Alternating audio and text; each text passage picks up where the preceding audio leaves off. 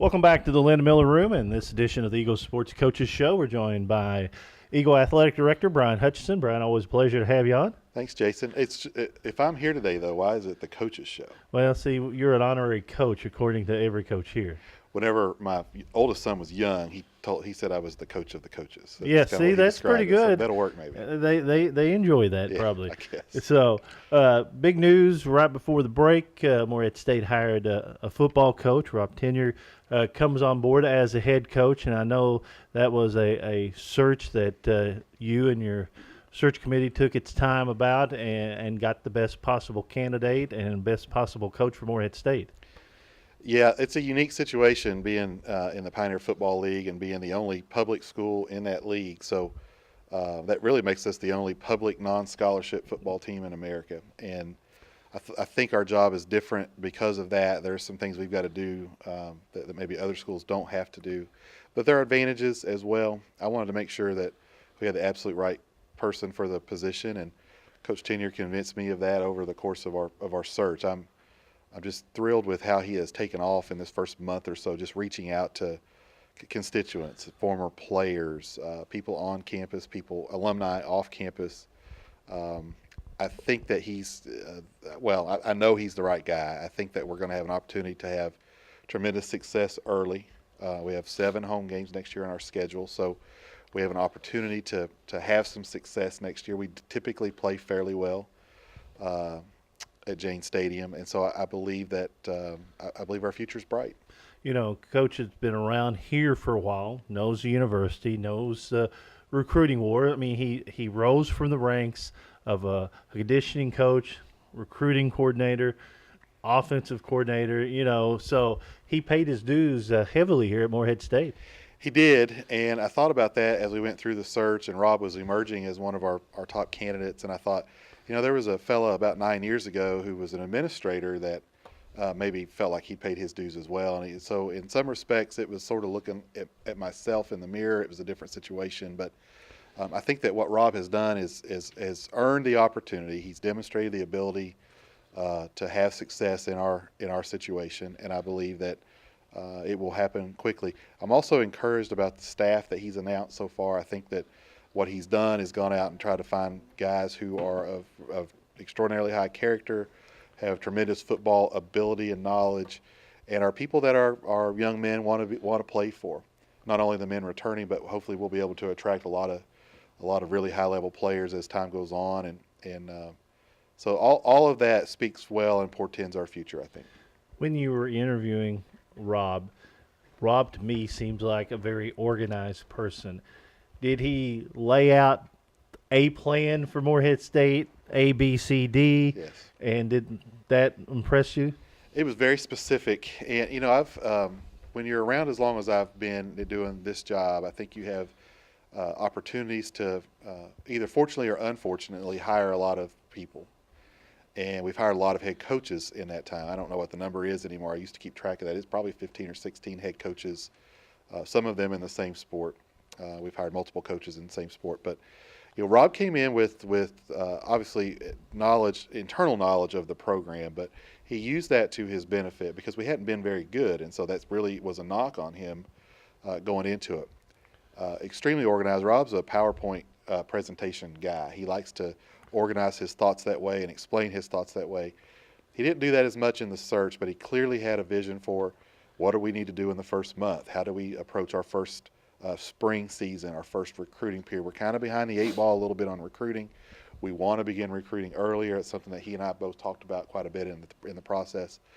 So, yes, it was very organized. It was very specific to Morehead State football, very specific about the kind of people that he wanted to be part of his staff, which is all part of the plan. And they're executing that almost to a T. The impressive part of his staff thus far has been the people that he's got and their resumes. I mean, to come to a non-scholarship school, like you said, at Morehead State, he's got people with 20 years experience or 15 years that have been at some big-time football schools, maybe at the smaller level, but they have been at big-time schools. Yeah, football's football. I think that the pressures change at the different levels you're at. What is really intriguing about the time that we are in right now at Morehead State football is that the Pioneer Football League has an automatic bid to the playoffs beginning this season in 2013. So I think that probably has something to do with it. There's absolutely a national championship to play for. We have a lot of work to do to be able to contend for that kind of thing, but our goals clearly are to be competitive in our league, go to those playoffs, and then, depending on the draw and how the thing gets seeded, you never know where you're going to end up and where you're going to go. Our schedule next season will dictate some of that. We'll be tested early and often, but I like our chances at the end of the day to be right there looking at that PFL championship. Do you think with the Pioneer Football League, who struggled to get the automatic bid and paid their dues, do you think there'll be more maybe PFL leagues pop up now, since we've proven that if you stay the course and you got a good product out there, that you can get an automatic bid? It's a slippery slope. I mean, obviously there are a lot of schools that have to make a decision probably to start football more than go from scholarship to non-scholarship football. I know that in our league we're looking to aid programs that are beginning football and are playing at that level as a need-based aid league. So I think what you could probably see more clearly than another league forming would be just an expansion of the Pioneer Football League. Given the landscape with the way budgets are across the country, not only for public sector institutions like we are, but even private sector institutions that are maybe concerned about pricing themselves out of the market really for students at all, I think it's something they have to weigh. But I know that the Pioneer Football League is a strong football league. There's great football that's played in it.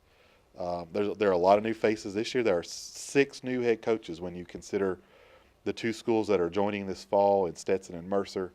Those coaches have been there for a year or so now, but they haven't played football yet. And then there were 4 coaching changes, either by administrative decision or coaches going on to other positions this year. So it'll be an interesting race next year, I'm convinced.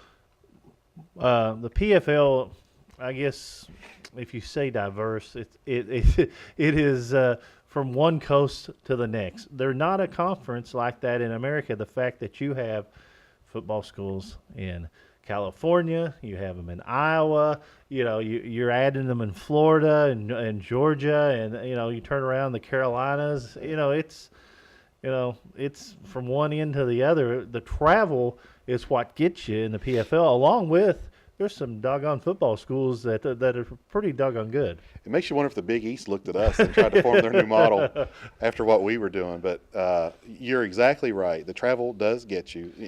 Imagine if you were Marist or if you were San Diego, where you really weren't close to anyone, and virtually every trip you take inside the league is a flight, unless it's a home game. I think that's tough. I think that you have to understand that going in. You have to build your practice schedules around the knowledge of that Sunday, and if you can get out on Saturday night after a game, then maybe your Sunday's saved. If you can't, then Sunday's going to be a really tough day. There's going to be a lot of people that aren't focused. I think that hurts your staff. I think it certainly hurts your young men who've given an awful lot to play on that Saturday. So it is a tough league to be part of. That said, everybody seems to rise to the challenge every single week, and there aren't very many stinker games, if you want to call them that. There's really high-level football played, and there's a lot of great student-athletes that are part of it. And you see the PFL coaches over the last 5-6 years getting the better jobs. I mean, you got people, the PFL poster boy is Jim Harbaugh. Was at San Diego, moved up to Stanford, which when he was hired at Stanford, people were going, hold it. He's coming from non-scholarship football to here, and now at San Francisco with the 49ers, he's proven himself. He's done all right, hasn't he? Yeah, I don't feel sorry for him.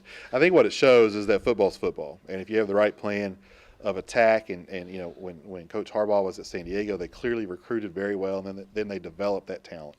He did the same thing at Stanford. He doesn't have to recruit it in San Francisco now, but the plan is very similar. The style of play they play. There are some elements of what he was doing at USD that they're still doing now. It's just with different players, clearly. Coach Carriger just left San Diego to take over at San Jose State, which is another FBS job that had a great deal of success this year. So you do see that some, and I think that it just speaks that just because you're quote-unquote a non-scholarship league doesn't mean you don't know what you're doing and you don't know how to play. And we have as much chance to win a national championship as virtually any program in the country, legitimately, if you stop and think about that statement. So we're going to approach it that way. we're going to give young men a great opportunity to come play for us at Morehead State and see where it goes. And get a quality education as well. As people realize, I think, once they understand the PFL, they're playing for an education. Sure. Because when you're not getting a quote unquote scholarship, you have to love the game to be out there from August until October to November. You better. Yeah. I was thinking, and there are a lot of young men that have been part of this over the years, but I was thinking about Cam Scott the other day. Cam's a guy from Virginia. He started for us for a number of seasons. He's finishing up his degree now. He just finished his eligibility.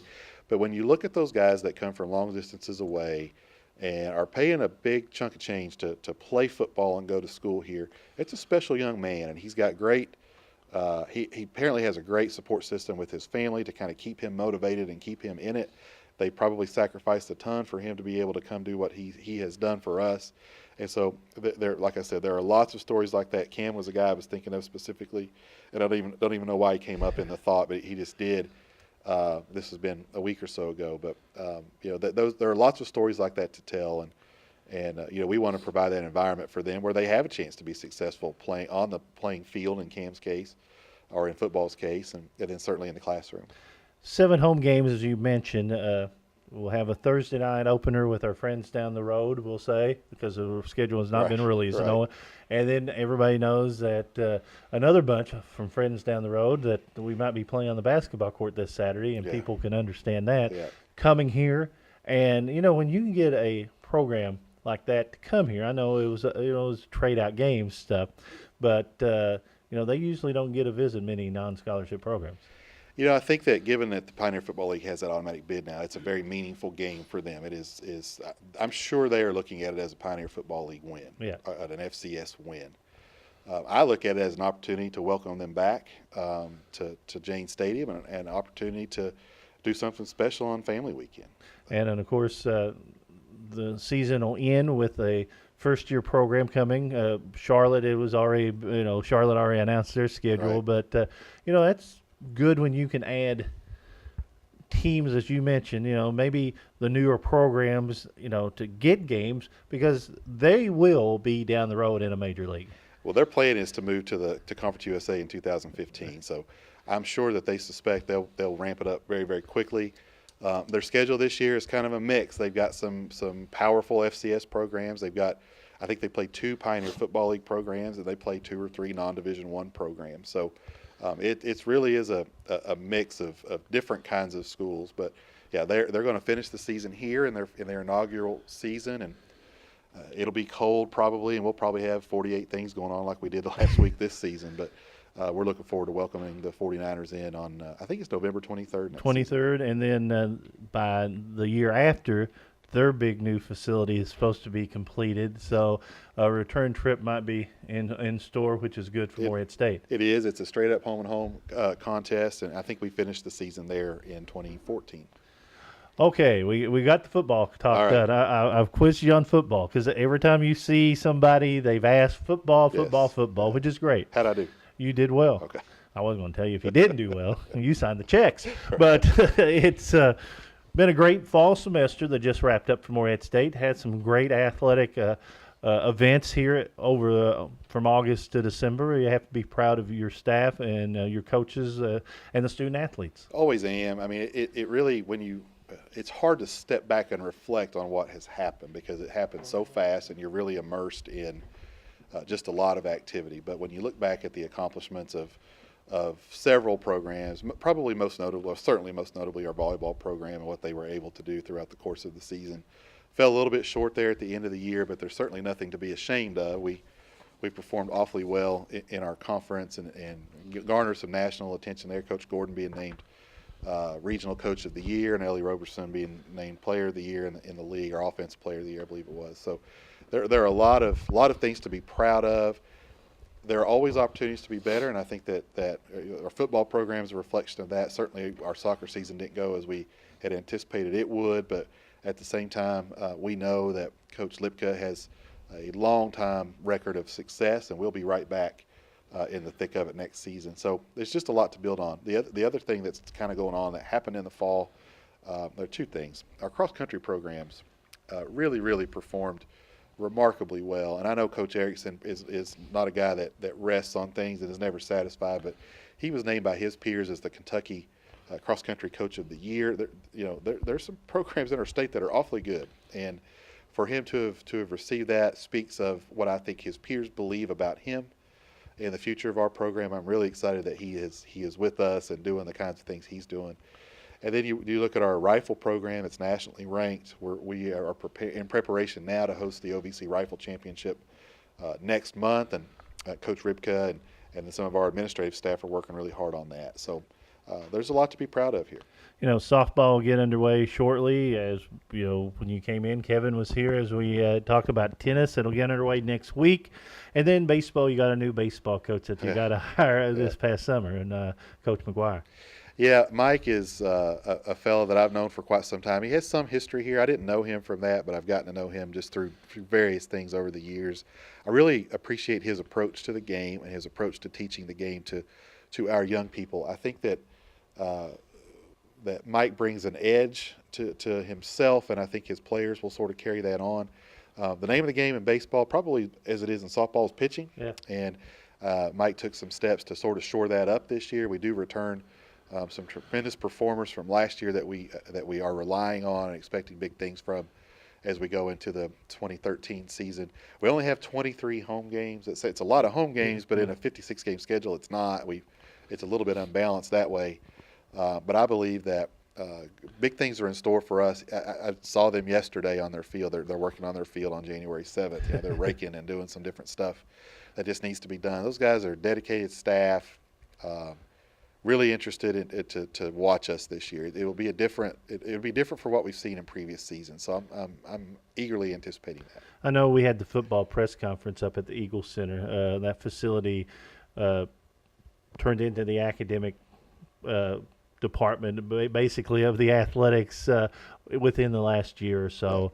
A beautiful facility, and besides the press conference, we've got to name a couple of rooms after former administrators and coaches here at Morehead State. And once we get them in up there, the press conference, all you heard was, "Wow, this is pretty nice, isn't it?"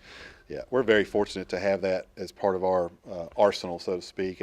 I don't know of any facility of any FCS program in the country, and there are a lot of FBS programs when you look at the football classifications that would like to have what we have. It is a tremendous tool for us to help ensure academic success for our student athletes. Sarah Larson and her staff, Valerie Ousley and others, do a tremendous job of making sure our young people are doing what they're supposed to do. There's a lot of accountability there, but then providing resources to them so that they can be successful, whether it be tutoring, assistance with class scheduling along with their academic advisors.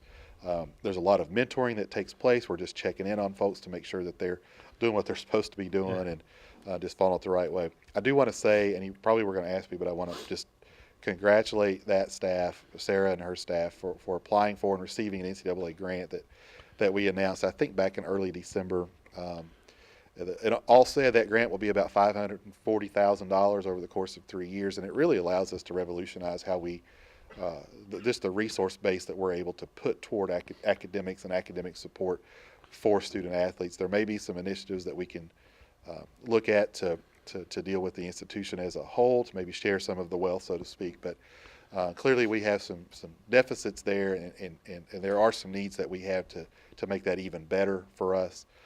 That grant will help us attack those things. In the big dollar figures, you look at things like summer school aid and fifth-year aid just to help people either maintain their eligibility or finish their degrees. Those things are big pieces of that. But there are also some programmatic and staffing issues that grant will allow us to address.